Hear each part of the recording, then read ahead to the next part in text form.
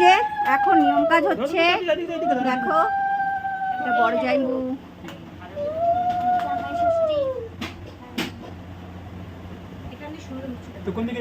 তোর ফোন নেই রে দিদি, ক্যামেরা দেখ,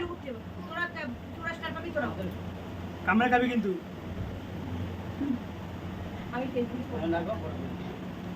ফটো ছাড়বি। এইদিকে দেখ, এইদিকে দেখ, এইদিকে দেখ। টাটা করে, টাটা করে, টাটা করে।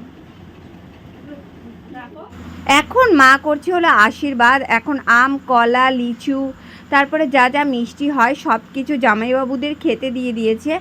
আর মালা তাগা যেটা আছে সেটা গলায় আর কোমরে দিয়ে দিয়েছে পরানোর জন্য। আর গপু দেখো মেশোর কোলে বসে তো খুব খুশি।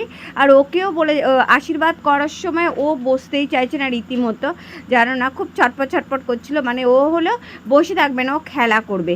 যাই হোক, এখন খেতে দেওয়া হয়েছে সকালের ব্রেকফাস্ট, সকালের খাবার দাবার যেটা দেওয়া হয় সেটা দেওয়া হয়েছে। মা একটু বরণ করে নিচ্ছে। দেখো জামাইবাবুদের সবাইকে আশীর্বাদ করবে। আর আমাদের মধ্যে অনেক নিয়ম রয়েছে ষাট করার, তার মধ্যে অনেক কিছু থাকে, ধান দুব্বো, তারপরে তোমার করম চা, তারপরে আরও অনেক ধরনের জিনিস দিয়ে ষাট করা হয়, আশীর্বাদ দেওয়া হয়।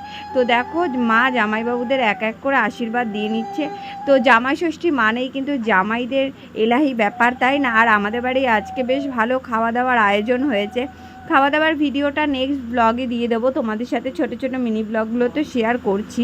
কেমন লাগছে অবশ্যই জানিও। আর যদি ভালো লাগে তাহলে কিন্তু পাশে থেকো, সাবস্ক্রাইব করে দিও, ফলো করে দিও আমার পেজটাকে।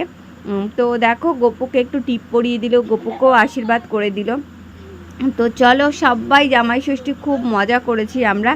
আর আজকে আমাদের বাড়ি যা যা হচ্ছে আর মাকে কি গিফট দিয়েছি সেটা নিশ্চয়ই তোমাদের অবশ্যই দেখাবো। নেক্সট ব্লগ নিয়ে আসছি কি গিফট দেওয়া হয়েছে মাকে।